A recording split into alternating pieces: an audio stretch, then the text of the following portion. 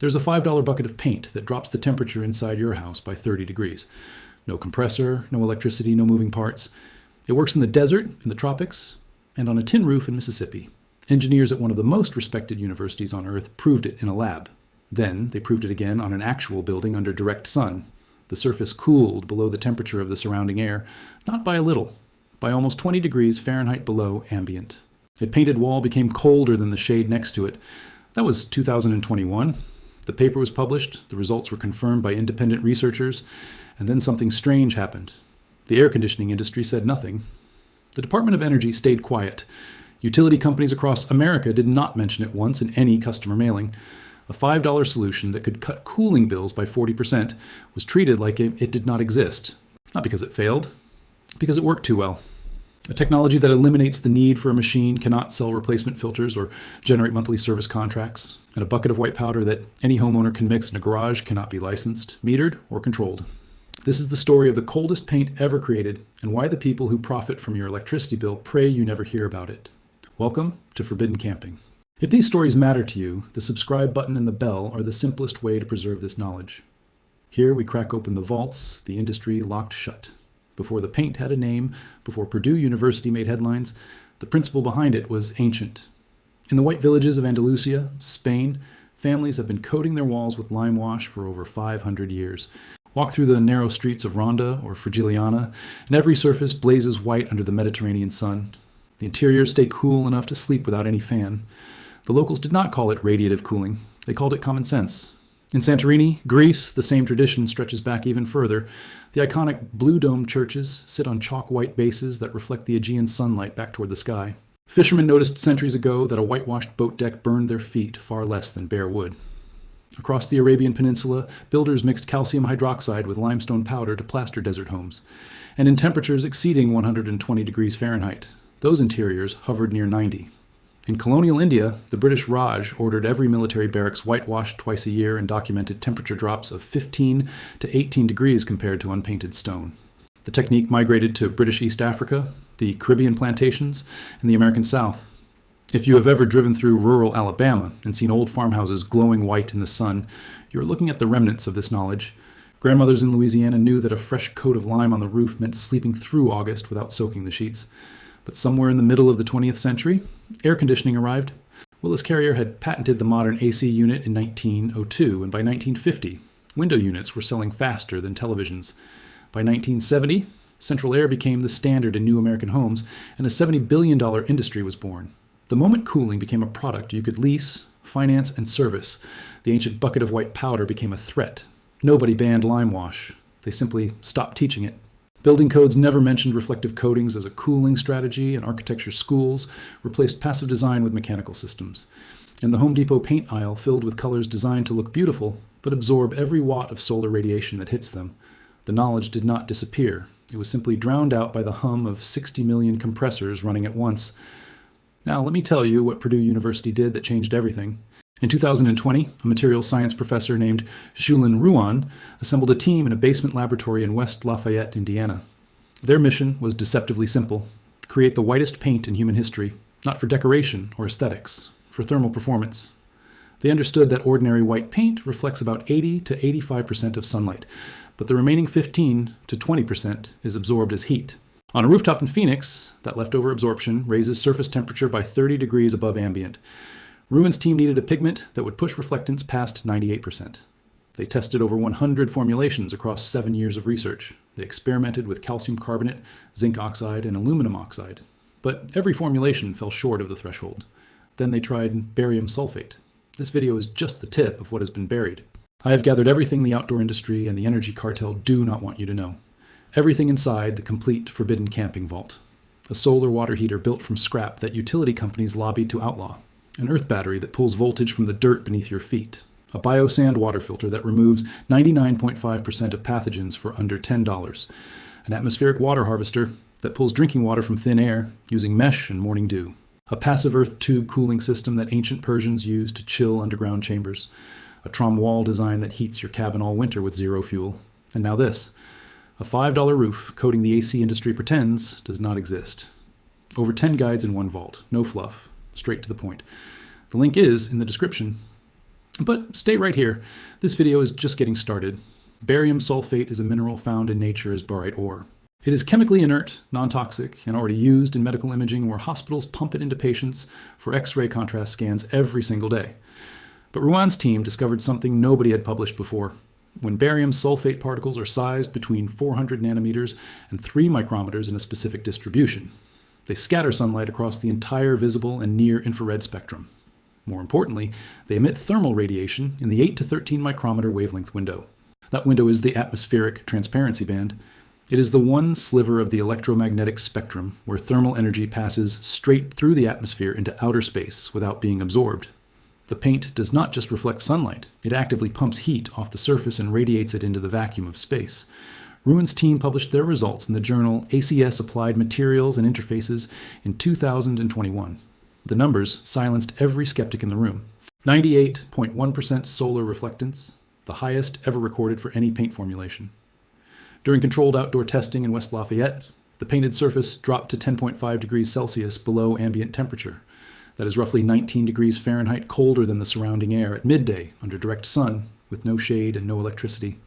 A standard white commercial roof, coating tested side by side, reached only 2 degrees below ambient. The Purdue paint outperformed it by a factor of 5. The team calculated that coating just 1,000 square feet of roof could deliver a cooling power of 10 kilowatts. That is more than most residential central air conditioning systems produce. If you have made it this far, you already know more about thermal science than 99% of homeowners in America. Subscribe and share this with someone who deserves to cut their electricity bill in half. Everything the energy industry buried is inside the complete Forbidden Camping Vault. The link is in the description. Now stay with me. The next vault is the heaviest one yet. So here is the question that should make you angry. If a university proved in a peer-reviewed journal that a $5 coating outperforms a $4,000 air conditioning unit, why is every new house in America still built with a compressor on the side? Follow the money. The residential air conditioning market in the United States alone generates over $29 billion every single year. That figure does not include maintenance contracts, refrigerant refills, or emergency repair calls at $200 an hour. Add commercial cooling and the global number crosses $150 billion. This is not a niche product. This is one of the largest consumer industries on the planet. Now imagine a future where a homeowner walks into a hardware store, buys $15 worth of powder, mixes it with water, and rolls it onto the roof with a $5 paint roller. No electrician, no permit, no monthly payment. The compressor on the side of the house goes silent. The utility meter slows to a crawl. The service contract is never renewed. That single bucket of white powder threatens an entire ecosystem of revenue. Every HVAC installer, every refrigerant manufacturer, every utility company selling peak demand kilowatts at premium rates. A product that works once and lasts for years is the worst nightmare of a subscription economy. You cannot meter reflective paint. You cannot charge a monthly fee for sunlight bouncing off a roof. And you absolutely cannot run a financing plan on a bucket of barium sulfate that costs less than a fast food meal. So what happened after Purdue published? The paper went viral in science magazines. Journalists covered it for about 2 weeks. And then the story disappeared from mainstream media coverage like smoke from a chimney. No major paint company licensed the formula for retail shelves. No home improvement chain created a consumer version. The Department of Energy published no consumer advisory recommending radiative cooling coatings as an alternative to mechanical systems. Instead, the federal government continued to offer tax credits for purchasing new energy-efficient air conditioning equipment. Credits that flowed directly to manufacturers and installers, rewarding the purchase of more machines instead of eliminating the need for them. Some cities in California experimented with cool roof mandates, requiring minimum solar reflectance on commercial buildings. But those mandates set the bar at 70% reflectance, a threshold that protects existing commercial coatings while keeping the Purdue-level technology conveniently out of the conversation. Here is what they will never tell you on a government website. The average American household spends over $2,200 per year on electricity. Air conditioning accounts for 12% of that nationally. But in Texas, Florida, and Arizona, cooling consumes 30 to 40% of the annual bill. A study from Columbia University estimated that radiative cooling coatings applied to rooftops across the American Sun Belt could reduce aggregate cooling energy demand by up to 40%. 40% of a $30 billion residential cooling market is $12 billion that vanishes from the revenue stream. No corporation in history has willingly surrendered $12 billion in annual revenue because a better solution existed. They did not suppress the paint by force. They suppressed it by indifference. by funding no pilot programs, sponsoring no public awareness campaigns, and ensuring the conversation stayed inside academic journals where homeowners would never find it. The strategy is elegant. Let the paper collect citations while the compressors keep humming. Now here is what you can actually do about it. You do not need Purdue's exact formula. You need the principle.